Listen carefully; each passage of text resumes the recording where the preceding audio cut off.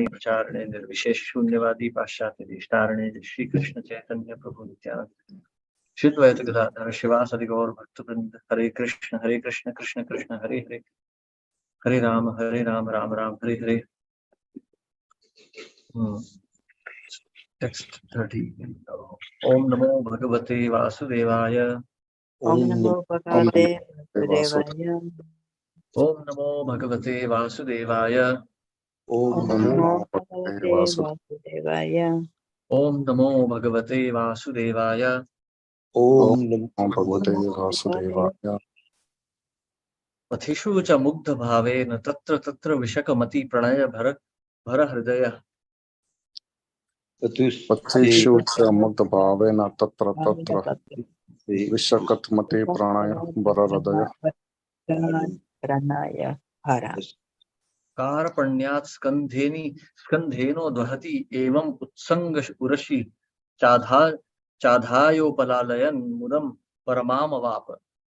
Karpanyaskantheno dvahati evam utsanga urasi chadayo palalayan mudam paramam avapa. Hare Krishna, my dear Prabhu. Yes, please. Translation. When entering the forest, the animal would appear very attractive to Maharaja Bharata due to its childish behavior. Maharaja Bharat would even take the deer on his shoulders and carry it due to affection. His heart was so filled with great love for the deer that he would sometimes keep it on his lap or when he is sleeping on his chest. In this way, he felt great pleasure in fondling the animal. Purport. Maharaja Bharat left his home, wife, children, kingdom, and everything else to advance his spiritual life in the forest.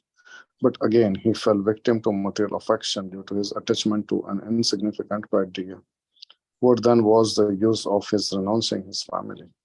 One who is serious in advancing his spiritual life should be very cautious, not to become attached to anything but Krishna. Sometimes, in order to preach, we have to accept many material activities, but we should remember that everything is for Krishna.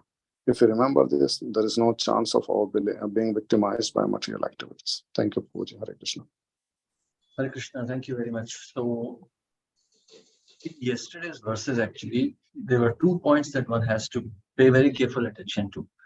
Now, as we were discussing on Monday evening also, this is actually a very difficult topic to discuss.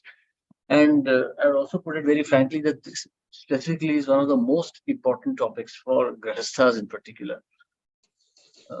I mean, it's relevant, Bhagavatam is relevant for everyone, but this is most significant for those who are in family life. See, please understand one thing, that laws of nature are extremely harsh. All of you have seen death and birth in your families. But if you pay very careful attention to what is being spoken here, you can actually see what is the path of liberation.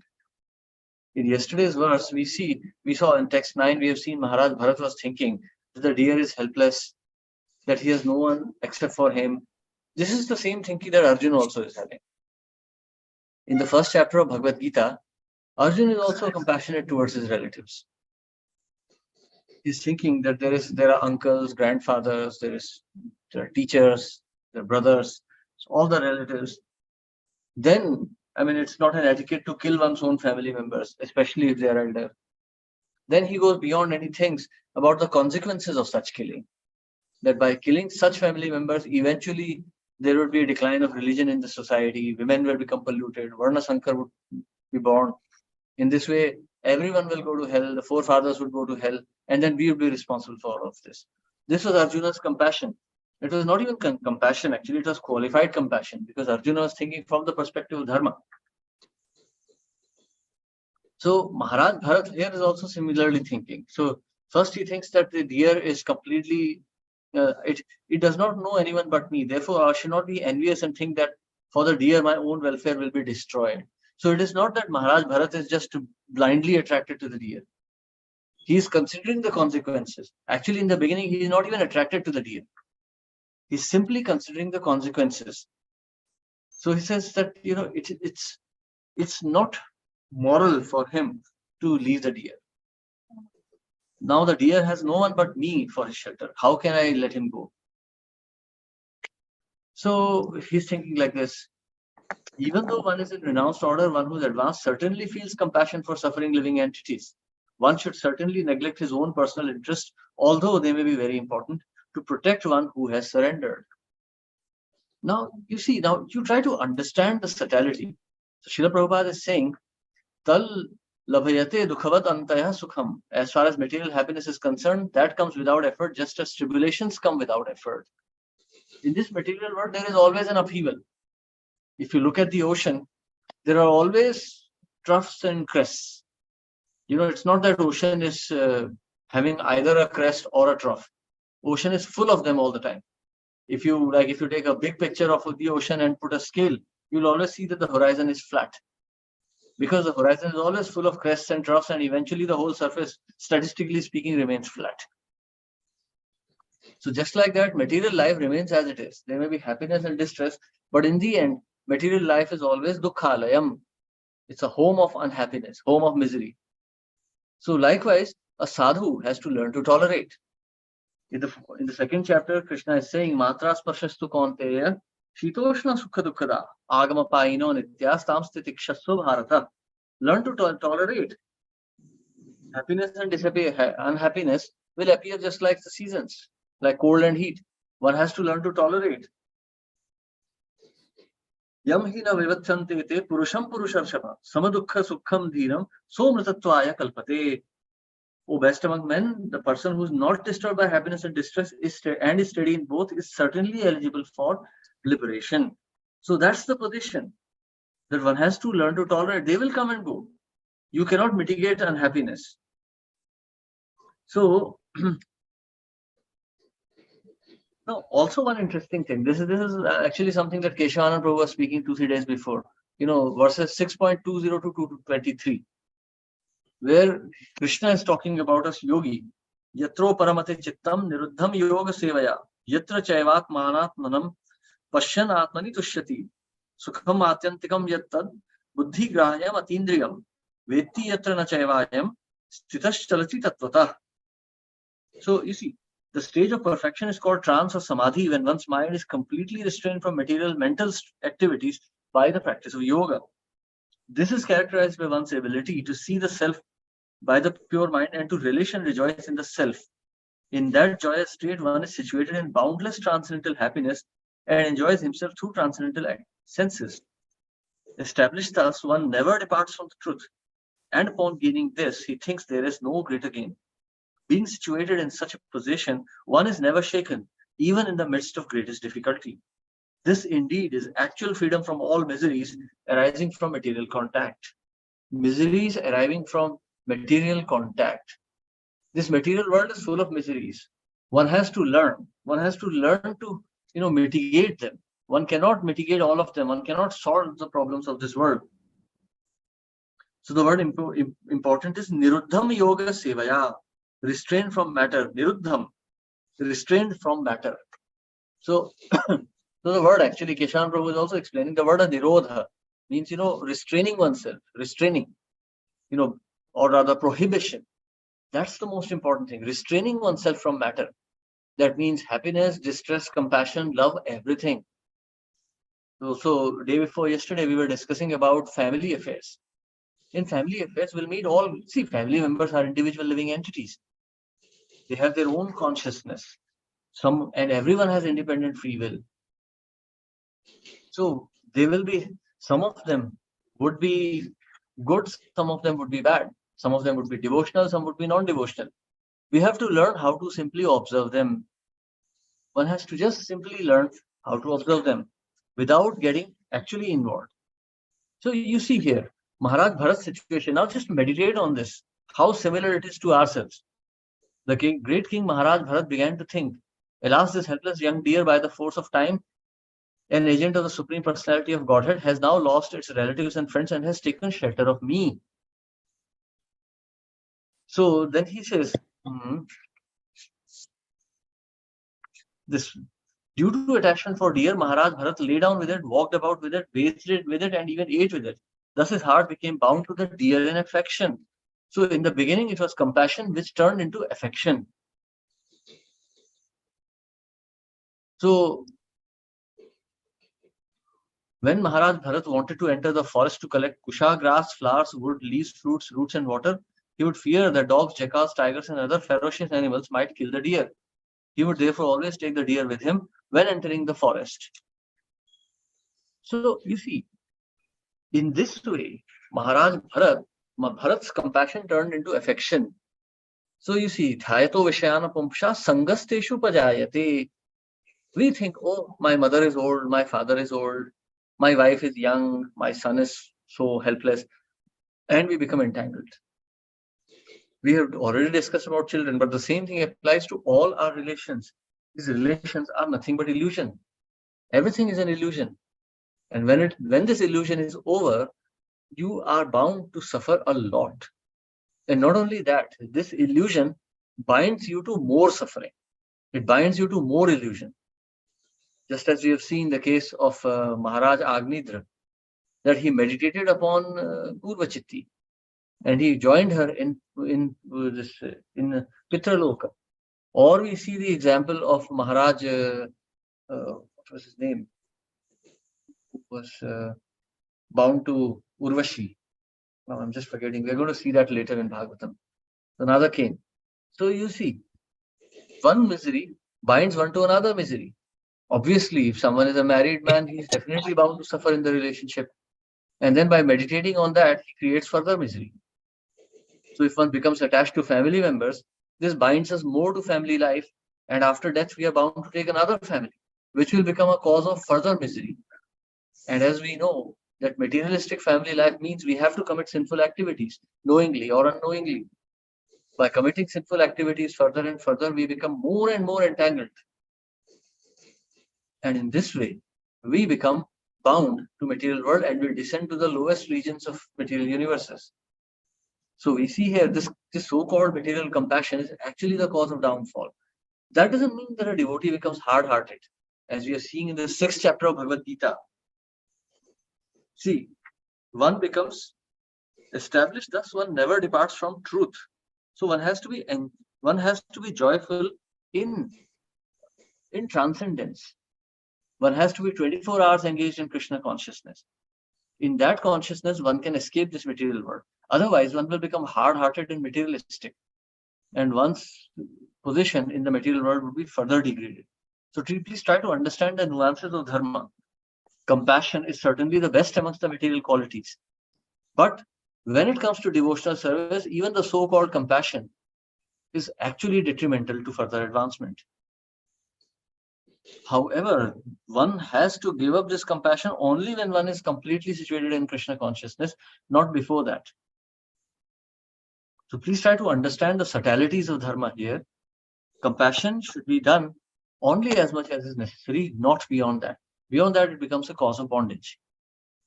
So compassion should be there because Krishna has compassion on us, so compassion is within us also. But beyond a limit, if it interferes with our spiritual life, then it becomes a source of misery. Hare Krishna. Yes, any questions or comments here? Yes, ma'am. Hare Krishna, Prabhuji. Well, it's hard to understand how this would apply in practical life. And by no shape or form I'm trying to question what it says. Clearly, this is the direction we want to go, but at this very time, how does it apply is what I wanted to understand. So when we say compassion, get it. So Bharat Maharaj, it says he was at the stage where he was almost about to get loving service for Krishna. So his heart would be very, very soft. So when he's saying that I'm seeing that deer as an agent of Krishna, so he's seeing that deer as a soul that has been sent via Krishna. So he's not seeing that as a deer, no, he's seeing that as a soul. So that compassion, yes, he went too far away with the compassion that it started to interfere in his devotional life. So on that same note, how do we take our lives today? In the sense we have family, we have children, we have so many other duties to take care of that does interfere with our devotional life. And we can't say, okay, cut this piece now. And cutting the tie now, and I need to move into my devotion. I can't say that. So how do we take it then? So this is actually a test of your devotional service. Think of it. It's you have to be really thoughtful about it. Now, suppose your child or your husband are hungry, breakfast time, lunch time, dinner time, and you cook for them. That's your duty. But suppose they are feeling disappointed or they are feeling depressed, your husband was rebuked by his boss or something, and then you go and then you say, okay, let's go to a McDonald's or let's go out for a long drive or something. No, that would take like half a day or one whole day or something. Now, once in a while it's okay, but suppose it becomes like a regular feature. Okay, every Saturday means we go for a long drive. Waste of time. That's a waste of time. That's not a duty anymore. That's just sense enjoyment. Yes. Or suppose you are cooking something. Okay, you decide, okay, let's have some dal, roti, sabji. Now that's a normal thing. That's your duty. But suppose you say, okay, today I will be making dal makhani with naan and something, and takes you like 5 hours to do it. That is not duty. That is sense gratification. Yes. And suppose now your child is grown up, has gone to the university study. And then you start talking to him 1 hour every day. Oh, my son, how are you? How is like this? How is like that? Yes. Now, see, that's not point duty. Is that he doesn't need you. Now you are just needing. Yeah. Yes. So at the moment when he says, okay, mom, I am independent. Okay, that's it. Cut. Okay, thank you. So if he has some distress, he's in genuine distress, he needs some money or he's in trouble, definitely you can help him. But if he doesn't need anything and then you are trying to contact him, oh, my son, how are you? You spent 18 years with me, now you're gone. But again, let me tell you, I'm speaking like this, but this is a very hard thing to do. Yes. Even someone like Vyasadeva was attached to his son. He called out, oh, my son. Remember first canto of Srimad Bhagavatam, Vyasadeva. Literary incarnation.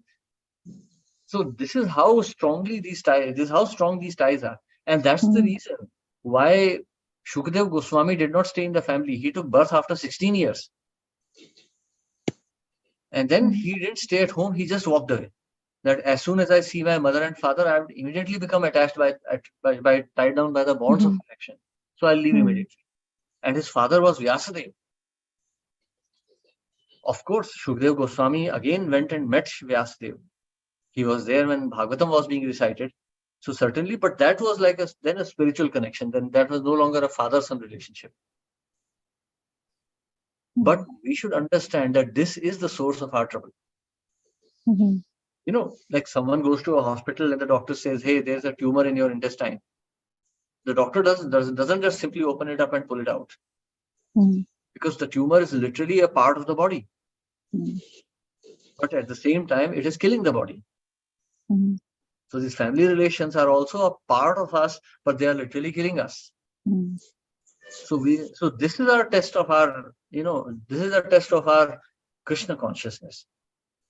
So now you have asked for a practical tip. So the practical tip is like this. You try to minimize. When you are carving a stone, you don't take a jackhammer and you just blast the stone away. That won't give you your desired result. You just chip it away. When a carver, slow at a time. Like one chip at a time, slowly the stone is carved and then you get a beautiful deity. I mean, we know like the deity may be at the most 30% of the whole stone. When the stone slab is cut to make a deity, almost 70% of the material is taken away. And the stone carver is not that like he has been making deities for his whole entire life. So it doesn't mean that he takes a powerful drill and he just cuts away, boom, boom, boom, boom, boom, and there's a deity. No, to get to that 30%, that 70% is cut very slowly, piece by piece, so that the final image is refined. So when you're trying now, at least now you know where the trouble is coming from. Your problem is not coming from Canada or India or Canadian government, Indian government or anyone. Your problem is coming from your own consciousness. Your own attachment. Now, tomorrow, if I just lift you up from Brampton and I put you in Vrindavan, nothing changes really. Brampton will stay as it is, Vrindavan will stay as it is. you will be feeling pain. Mhm. But suppose someone is looking from a window, like looking from a television, he will not feel anything. Mhm. He'll Yes. wonder, why are you feeling so sad? Mhm. Externally, nothing would have changed. Mhm. So you see, that's material nature, but you'll be devastated. Oh, what happens to Mhm. my home, my family, and so and so. Mhm. So you see, the problem is in your consciousness. Mhm. If you have to start purifying it, and yet you know that if you want to go back to Godhead, that should be the situation. That one day without home, family, you are just living in Vrindavan alone, Mhm. purely in love with Krishna. Mhm. That is a qualification for going back to Godhead. So keep that as an ideal.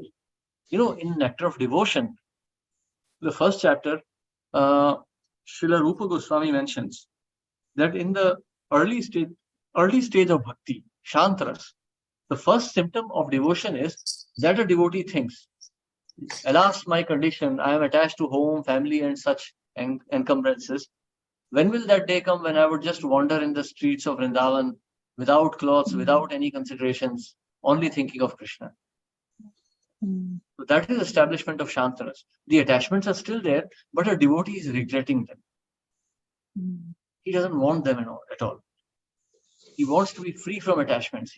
That is actually the preliminary stage of liberation from material nature. The desire to be liberated. You can read this in That's Nectar why of it Devotion. says. Hmm? So today, I think it's a good explanation of understanding what liberation actually would mean. Right? Yes. And also, no wonder why Krishna says Bahunam Janmanam Ante. So now that explains the answer why it will take ages. We are so grossly into it. Yeah. So yesterday, actually, I was with the Maharaj, and we had it was just like a discussion, freewheeling discussion in the evening. Because Maharaj left today morning, so we were just having a discussion. So I asked him the same question also. That we have been preaching for so many years, and I see myself also. We are seeing that we are stuck at some point. We're not able to progress further in devotional life. Mhm. So what should be done about it? So Maharaj gave a very nice answer. He said that our role as preachers of Krishna consciousness is to start people's spiritual lives. Keshavananda Prabhu has also spoken a similar thing. That we start other spiritual lives. Like in the previous ages, Narad Muni, sadhus, they would give instruction and go. Mhm. It is up to the devotee to progress further. Mhm. So we give instructions. Like for example, we've been studying Bhagavatam for 4 years now, 3.5 years. Mhm. Our job is to instruct according to the Shastras, the Guru, Sadhu, and Shastra. Mhm. It is up to the devotee to take it. We're seeing so many devotees who have progressed to the point of practically leaving their homes, and there are yet other devotees who are just, who hear the Bhagavatam and say, okay, thank you, Hari Bol, and then go back. So it will happen. It will happen all the time. Srila Prabhupada spoke so many things, and there were devotees like Jayanand Prabhu, who literally went back to Godhead. Or there was, Vishnujana Swami. Prabhupada said that he has gone to heavenly planets, and from there he'll go back to Godhead. Mhm. When the news came about Vishnujana Swami's disappearance, Srila Prabhupada was crying, and he said, so apparently Vishnujana Swami had committed suicide. So Prabhupada was very unhappy. He said, oh, he need not have done that. So then later on he said, but he has gone to heavenly planets, and from there he'll come back to Godhead. So you see. So that's what Srila Prabhupada's potency. And yet there are other devotees who became, who did so many nonsense things. I mean, so many things, child molestation took place, drug addiction, so many things happened. So Sadhu was the same. Srila Prabhupada was there as he was. There were different people who took him differently. And yet there are so many who say, oh, actually, Srila Prabhupada is not very bona fide. I heard so-and-so from Babaji in Vrindavan, and Prabhupada did not give this, did not give that. So you see, it's up to the disciple to take the teachings of the spiritual master. See, what we are doing is we are setting up a starting point. I'm not saying that hearing this conversation, tomorrow you abandon your child in a railway station and you come back. I mean, ideally you could do that. You could just say, Hari Bol, Krishna is your father. Krishna is your mother. Mhm. I mean, if you could do that, that would be the greatest. You'd be liberated instantly. If you do it with proper consciousness, not that you abandon your child and you come back and watch television for 4 hours. Mhm. So I hope you get the point. Yes. So one other thing then, when we say Krishna conscious karam, we say, every soul that's been attached to you, that's treat that as your duty assigned by Krishna. Yes. But I think the point that you are trying to make, I'm just trying to clarify in my mind, is yes, that is a Krishna conscious karam, as long as you are not attached to either that soul or the result of what you are doing. Right? Is that fair then? Because if I get attached to it, then I'm just satisfying my own senses. I'm not doing the duty of that Krishna has assigned me to. It's very simple, like you go to Toronto airport. You're taking a flight to Delhi or Amritsar. So I think there's a direct flight to Amritsar from Toronto. Yes. Considering the amount of people, yes. Yeah, because there's a direct flight between Punjab and Canada, that I know. True. Yeah. So you see, suppose you go to Toronto airport, you have a valid ticket. You go there and you have your Canada Air flight or something, and you go to the airport, you walk up to the, you print your boarding pass, but you don't go into the lounge. You don't go to the boarding gate. The flight will leave. They will announce your name. You will say, Mrs. So-and-so, please report to the gate number 72 for flight to Amritsar. And after 5 minutes of announcement, they will just depart. They'll close the gates and they'll depart. So you see, that's like a spiritual master. The flight won't wait for you. The flight is there to take you. The flight is flying for you. But if you don't take it, it won't wait at the boarding gate forever. The spiritual master appears in this world. He gives the instruction, and sometimes he may even wait for the disciple. But it is the disciple's duty to take the instructions of the spiritual master. You see, Srila Prabhupada is very patient. He was very patient. But not forever. So Krishna is also very patient with us. He appears as Guru, he appears as the Shastra, he appears as Cheta Guru within our heart, he appears as Shiksha Gurus. That's why we say Vande Gurun Isha Bhaktavatarakамscha in the very first verse of Chaitanya Charitamrita. Vande Gurun. We don't say Vande Guru, we say Vande Gurun. Obeisances to all the spiritual masters. So if you're walking on the street and someone says Hare Krishna, please chant, that is also spiritual master. So all the persons who are instructing us in Krishna consciousness, they are spiritual masters. That's why we offer obeisance, because it's a siddhant, it's a principle, not a person. But it is up to us. So Krishna is so merciful. He's making so many arrangements to take us back to Godhead. But it is up to us to take it. Sorry, 2 more questions. Yes, please. One is, we say, Krishna says in Bhagavad Gita, my devotee never perishes. So then in this case, Bharat Maharaj was so close. Was there no devotee Sangha around that could have, talked to him that, hey, this is not the right track? So why would that go to such an extent? Okay, so let's see that verse, Krishna, my devotee never perishes. So let's read that particular verse. Name bhaktah pranashyati. Name bhaktya pranashyati. Okay, so let's see what Srila Prabhupada is saying here. So 931, he quickly becomes righteous and attains lasting peace. O son of Kunti, declare boldly, my devotee never perishes. This should not be misunderstood. In the 7th chapter, the Lord says that one who is engaged in mischievous activities cannot become a devotee of the Lord. Okay.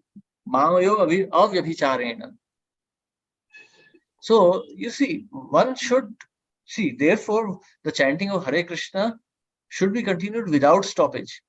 Grahe Rahi Krishna Nama Nirantar Laiva. This will protect a pure devotee from all accidental fall downs. He will thus remain perpetually free from all material contaminations. You have to protect yourself. Krishna will shelter you if you are taking his shelter. You're getting the point? continuously. See, Mm. otherwise one can fall down even from spiritual world. Srila Prabhupada says that. Mhm. You know, Krishnera bahirmukhaya bhogvancha kare, nikatestha maya tara japatiya dhare. You can fall down even if you're standing in front of Krishna. So, your consciousness that you have to maintain, then Krishna will protect you. Krishna says, Mam anusmar tasmat sarveshu kaleshu mam anusmar yuddhacha. So think of me and fight and I will protect you. And then also abandon all varieties of religion and surrender unto me. Sarva dharmana parityajya mama ekam sharanam vraja. So here Bharat Maharaj should have understood that even deer is under the protection of Krishna. I am also under the protection of Krishna. He could have just taken the baby and kept him near some green grass and gone away. It was not his duty to protect the deer. I think that's 18th, chapter 18th. I think there is a verse in chapter 18th, 16th or something that talks exactly like this. Now, today, actually, I understood what they were talking about through Bharat Maharaj example. Exactly. See, that's why I see Bhagavatam, as I told you, Bhagavatam is an extension of Bhagavad Gita only. It's an elaboration. Semiconductor physics is an expansion of quantum mechanics. So when you are studying semiconductor physics, you have to understand quantum mechanics beforehand. So Bhagavatam is an application of Bhagavad Gita. And no devotee came in to help Bharat Maharaj either, because that is why we say devotee Sangha is so important when you're going on a wrong track. Somebody will say, hey, this is not right. Yes. So nobody was there to help Bharat Maharaj. Well, there was nobody. He was staying alone. That could be another flaw. Going to such a high level without having devotees around you. How can someone survive like this? So in the previous ages, yes, because it is like in the 6th chapter of Gita, Krishna first starts the instruction, one should stay in a solitary place. But of course, we should maintain association of devotees. We see this from the example of Bharat Maharaj. But Bharat Maharaj was pure, but he accidentally fell down. But then again, your question was, why was he not protected? Krishna protected him because his consciousness remained as it is in the body of a deer also. So it's instructive in both the ways that Krishna protects his devotees, but devotees should be very careful also. Thank you so much, Prabhuji. Thank you so much. Hare Krishna. Hare Krishna, Prabhuji. Hare Krishna. One doubt. In this purport, Prabhupada says sometimes in order to preach, we have to accept many material activities. What does it mean? What does it want to convey? Okay, so sometimes, like we're preaching, sometimes we preach to families. Husband, wife, child. We know this is all Maya. But we have to encourage them. We may not be in that position, but the other person is. So we have to take that into consideration. Sometimes we have to sort out family affairs. Sometimes devotees have called me up. They have got some very personal affairs to discuss. Then we discuss. That's a part of preaching. Sometimes devotees fall into, abominable conditions. Sometimes a devotee falls in some illicit affair or something. We have to sort that out for them. That's our duty. I can't say, oh, you are in Maya, get lost. No, it's my duty to help out people. Okay. But the problem is when we are sorting such problems, sometimes our own consciousness has a tendency to become a bit affected. So we have to... Partial also, sometimes we can take attitude more towards the husband or to the wife. Yes, we end up doing so. This is all on a material platform. Sometimes some devotee is having some illicit affair, this and that, and we are trying to sort it out for them, trying to get them out of situation. That's contaminating for us also. But we remind ourselves that this is our duty, and then we pray to Krishna for protection and take it only as a duty, not as a personal agenda, not as a personal crusade. Like so many times my god brothers have fallen down, they fell away. It couldn't be helped. One of my god brothers just fell away. He became a severe addict to so many nonsense activities. He became a porn addict. I tried to help, but beyond a point, he was beyond help. So I really don't know. He just went away. Krishna protected me from that. I mean, we can't, there's only a limit to what we can do, because while we are helping someone, we could have helped somebody else also. And while we are helping so many others, we ourselves have to purify. Yes, we have to purify ourselves. So there's a balance. So therefore, we have to accept sometimes materialistic activities.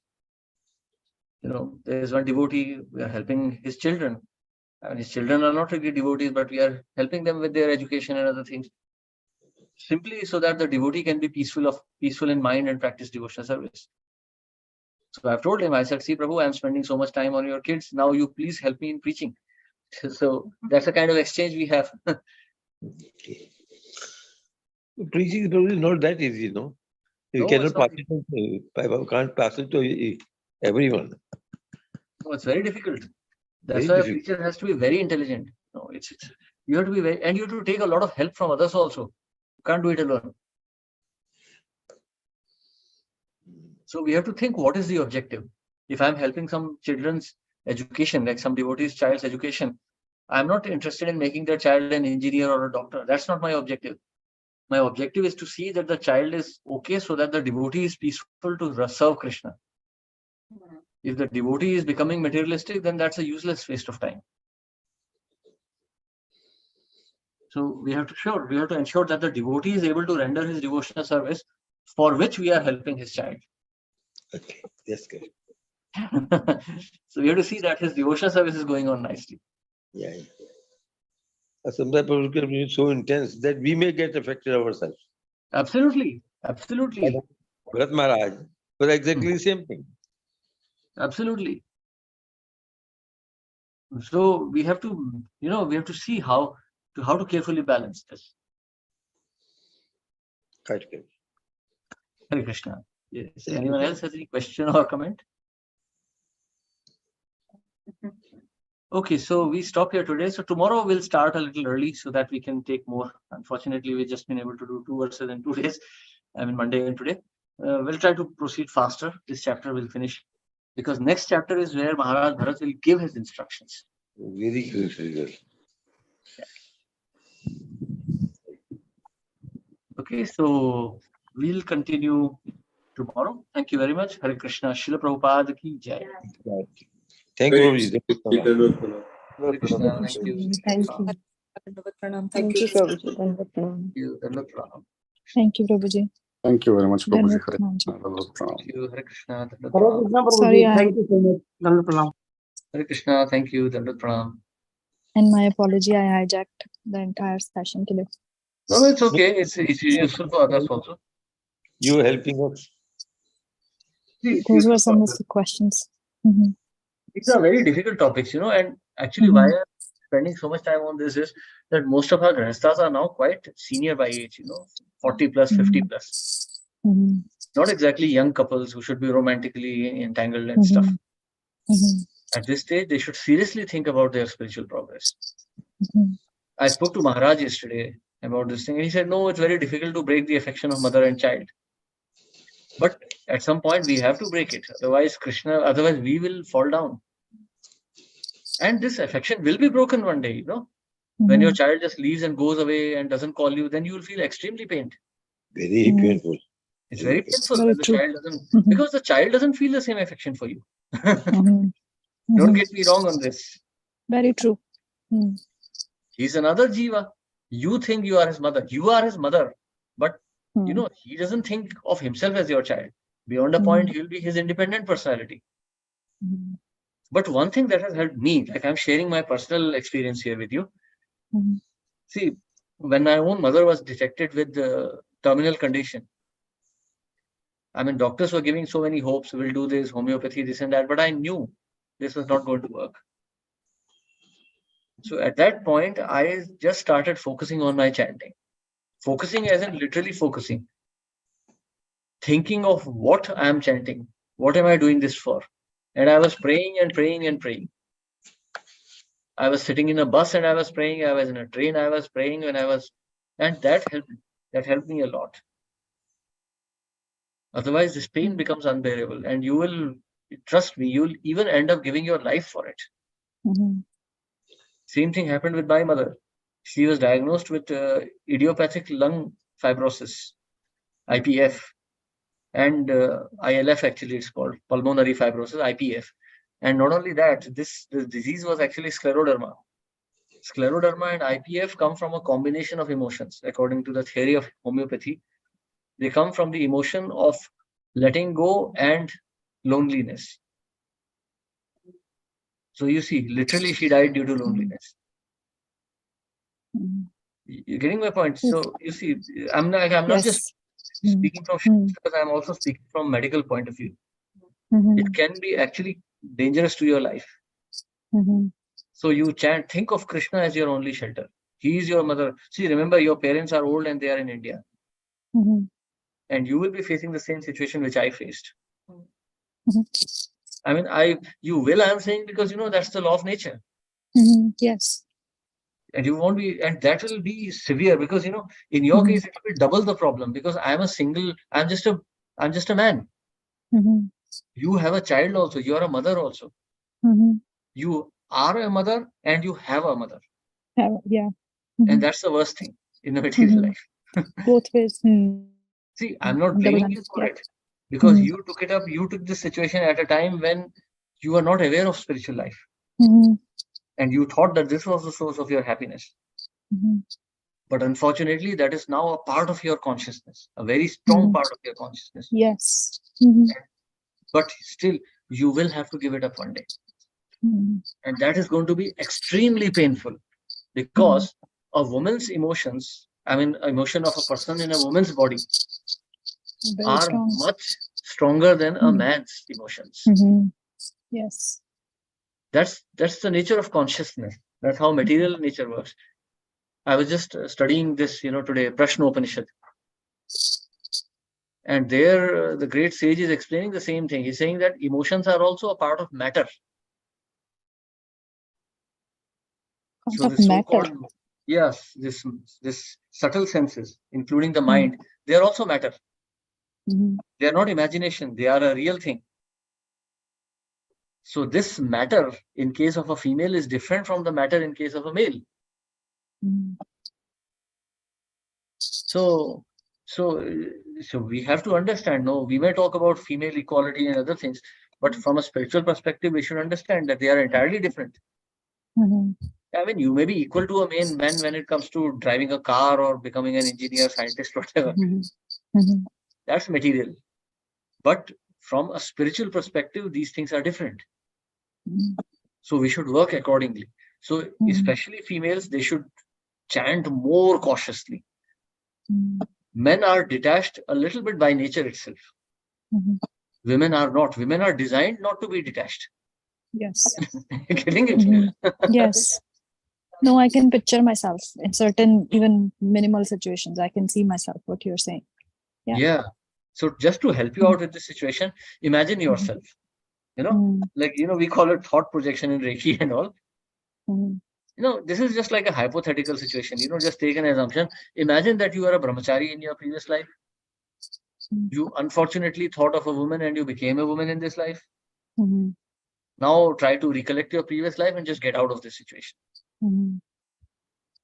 Yes. Always, Krishna says, always think of me. So think of Krishna all the time. See, imagine all the pain that you are going to experience and pray to Krishna to protect you from it. See, you can pray to Krishna to engage him in your service. That is very good prayer. But at the moment, this pain is going to hit you like a ton of bricks. And very soon, your son will move out after 6-7 years. That's Canada.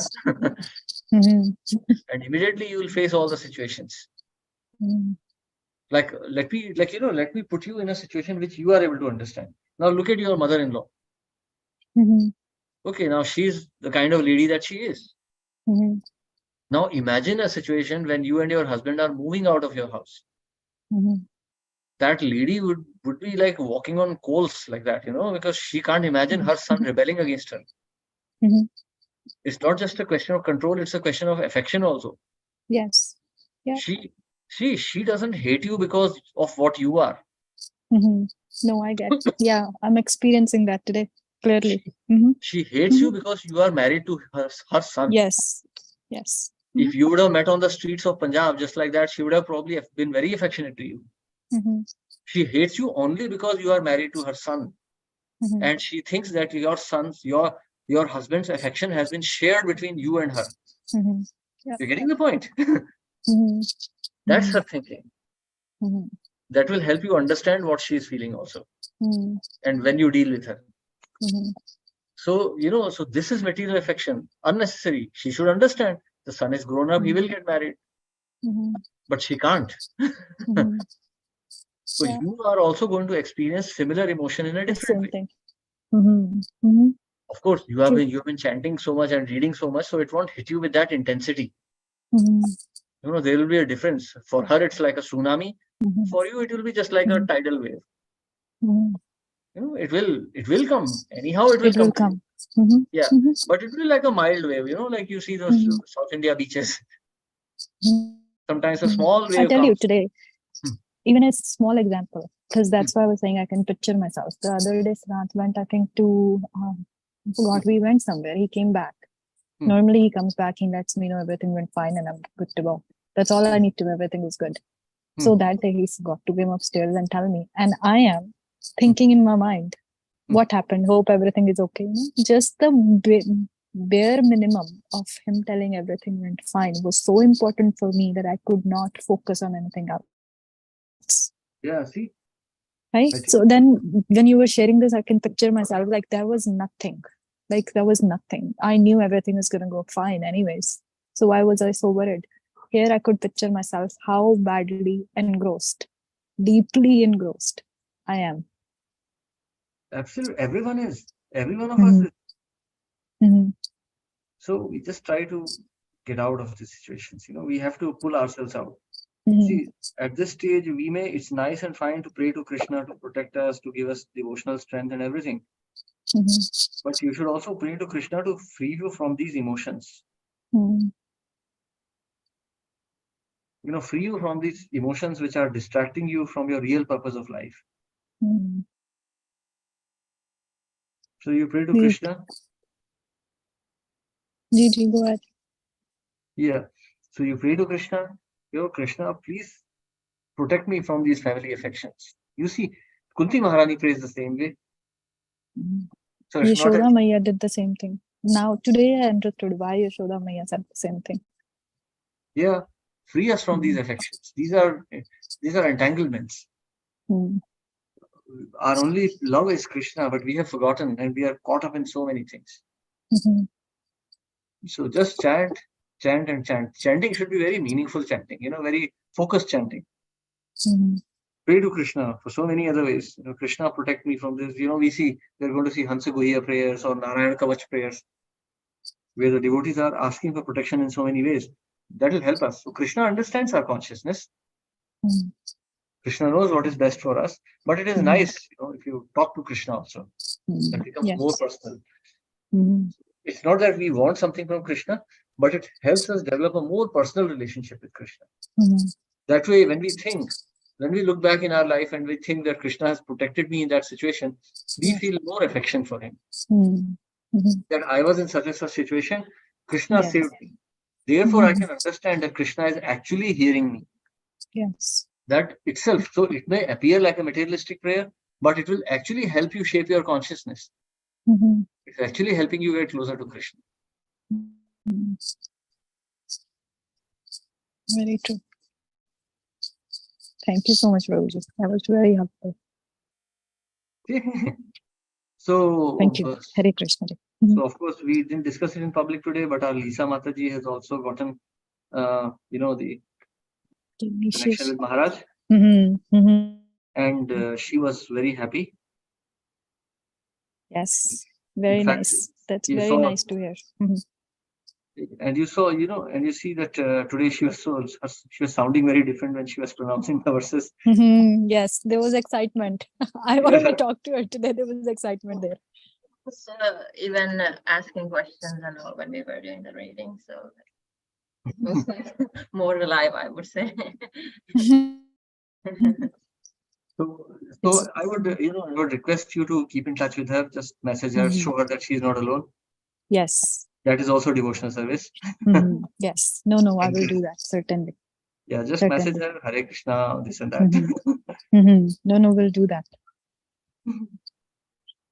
Thank you so much, Prabhuji. That was amazing. Eye-opening class. Okay, so we'll be in touch, and don't worry.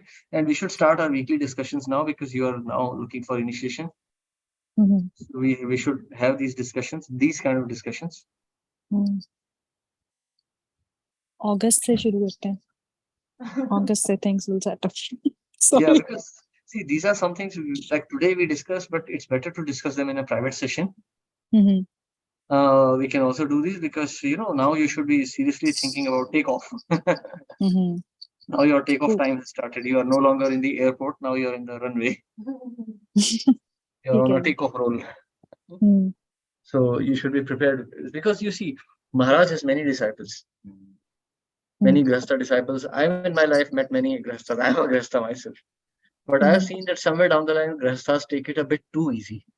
And that is bad, because it inspires even brahmacharis to become Grihasthas. That's a serious fall down. For a brahmachari to become Grihastha is actually a serious fall down, not a minor one. There's no reason to celebrate a brahmachari getting married. I mean, if someone gets cancer, you don't throw a party. Hari bol, you got stage 3 cancer. No one does that. Why should one celebrate marriage? That is a big fall down. On the other hand, if Grihasthas, and especially women, try very hard in bhakti, that inspires even brahmacharis to become stay brahmacharis. And that's a great spiritual credit for women. If brahmacharis feel inspired after looking at Matajis, then that's a great spiritual credit for Matajis. Then they have already kind of transcended their position. They'll get the spiritual credits of the brahmachari also. Krishna is that merciful. Someone became inspired after seeing you, Krishna will immediately give you that credit. And if you are able to inspire a sannyasi or a brahmachari in his position, that is unbelievable. That's a great credit. Then you have all the credit of a brahmachari. Imagine that. As a woman, to be at that level first. We have to be at the level first. It's not difficult. True. It's pushing everything, every little bit every day. That's what it is. Yes. And in the final analysis, only thing that matters is purity. That's all. Body is not considerable. Human body is always filthy, whether it's male, female, doesn't matter. It is nonsense anyway. But the consciousness. So brahmachari, sannyasi, grihastha, this is just different levels of consciousness. Like Maharaj Priyavrat was a sannyasi, became a grihastha, but he was a sannyasi. Yes. True. So you see. So don't worry, let's keep in touch. We'll discuss more scriptures very deeply. And take it very seriously. So that's your service now. You can take care of Lisa Mataji maybe. Remember, she's not very communicative. Yeah, so remember, she's not very communicative. So don't feel offended or anything, because she's not very tech savvy. Yes. But just some messages from you would be good enough to encourage her to do bhakti more seriously. For sure. I will do that. Okay. Thank you so much, Prabhuji. Hare Krishna. Hare Krishna. Thank you.